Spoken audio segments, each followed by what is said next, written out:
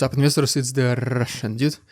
One explosive Oval Office outburst, and suddenly we're talking about the US posing military aid to Ukraine.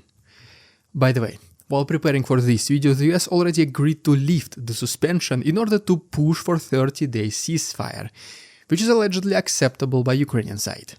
As you can see, the news are developing very quick sometimes, and some things might get irrelevant already the very next day. For this reason, please guys, if you have not already, hit that subscribe button, because we are trying to get you the freshest, the most recent news possible from a very neutral and analytical perspective. The goal here is to help make you a justified decision, not influenced by emotions.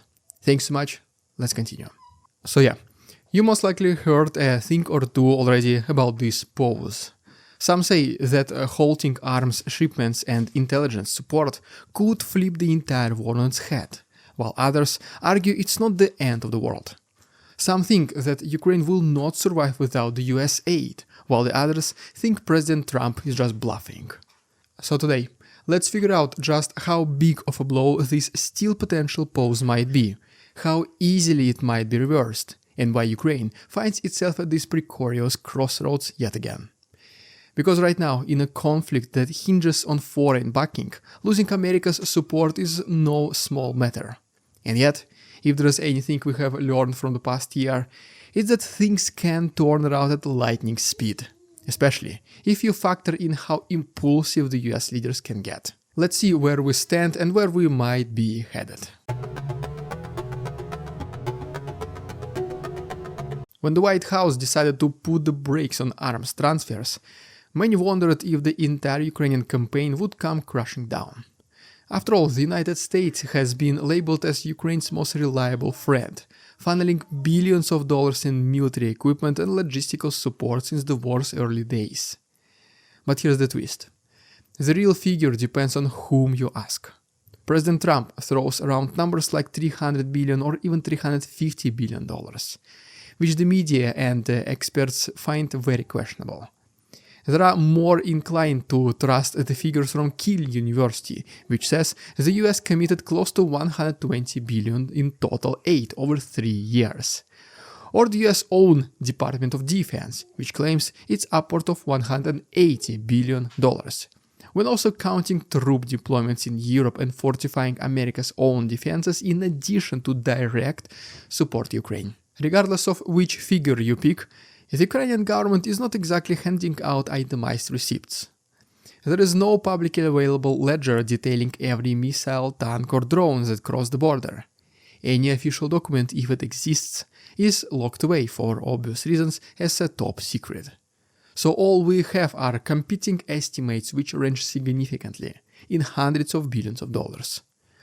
For now, that relatively conservative $120 billion estimation from Kiel University remains a pretty decent guide, and it tells us that America's role is massive, though not single-handedly decisive.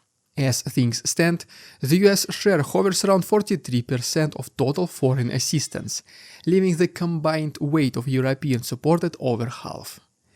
And sure, if we compare the support country by country, America is the obvious leader, but European continent as a whole contributed much more than some politicians and experts claim.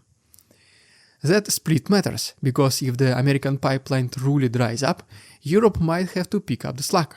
But can it? That is a very good question. Let's try to answer it right now. But first, guys, I want to refer to my previous episode once again, because YouTube algorithm malfunctioned or something. I still have no exact idea how it works, and basically the analytics shows me that the video was not recommended to many of our regular viewers.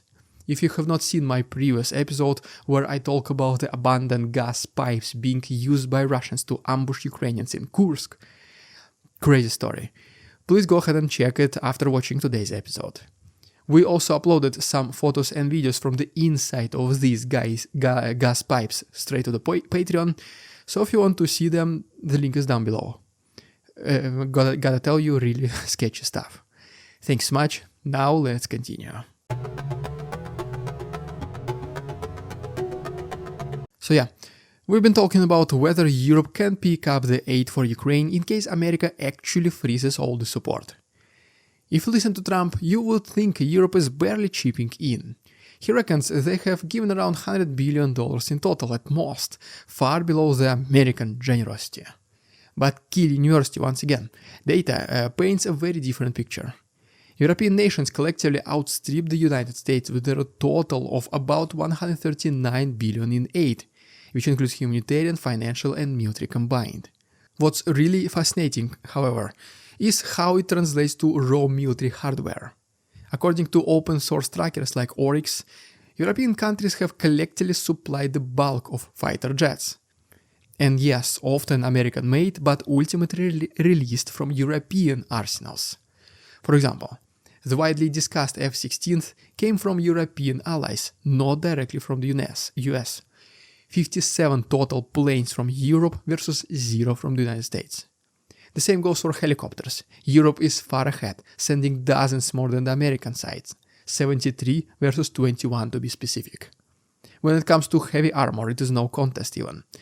Europeans have sent nearly 900 battle tanks, while the US only contributed, 31 Abrams, and some refurbished Soviet T-72s, a total of 76 tanks versus 887. Infantry fighting vehicles follow a very similar pattern, with Europe handing over more than 1,000, comparing to around 300 from America, mainly Bradleys. So is pausing American aid is a guaranteed catastrophe? As you can see, possibly not. Analysts argue it's certainly damaging but not apocalyptic. It will significantly impact Ukraine's ability to defend itself, but it will most likely survive. Especially taking into consideration that Europe will ramp up its own support in case America decides to abandon the assistance completely. It is obviously a hypothetical situation, but we cannot take such threats and claims lightly. Which means that in reality, this was just a bluff from the Trump's administration, or negotiating technique how they prefer to refer to it. He always tries to come and present himself from a position of strength, and then ease the conditions and requirements, so it feels like you just scored yourself a very good deal. This concept, by the way, is known as anchoring, and the closest example will be in pricing different things. If you see an item originally costing $1,000 but you really want it, you'll try to negotiate the price down to, let's say $700. And if you do get it, you will think you just got yourself the deal of a lifetime, 30% discount, while in reality, the retail price was only $500. So coming back to Ukraine, it has shown without a doubt that it can keep fighting even under constrained conditions, as happened last year when Congress briefly held up the arms budget. And just as expected, the Europeans kept funneling in more gear. But this does not mean Ukraine can completely discard the United States' help and just call it simply a day. Let's talk about the air defense now. The Patriot missile systems that guard Ukrainian skies come directly from the United States. These pricey interceptors run around $3 million per round, and if Washington refuses to keep them flowing, Ukraine's city shields start to look pretty awfully thin. Attacks against Russian-controlled territories also rely on American gear, namely the ATACMS missiles and HIMARS launchers. Losing that edge in high-precision strikes, especially inside Russia's own borders, could shift the strategic picture in a big way. Imagine if some other equivalent, not as precise as HIMARS, is used, and accidentally a wrong target is destroyed. Worst-case scenario, civilian target. The Russian propaganda will eat Ukrainians and West alive.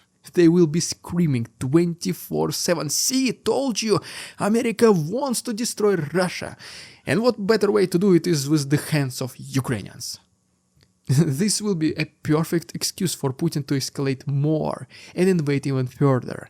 So as you can see, it might feel right to attack Russian civilian objects in revenge, but in reality it can make the situation for both countries much worse. We are no longer in the ancient times, neither we are the Sicilian mafia. Eye for an eye type of revenge no longer works, as proved countless of times in the past.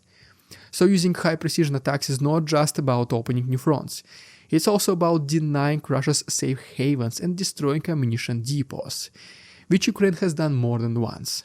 That is the primary goal of such high-tech equipment, not just some blind revenge.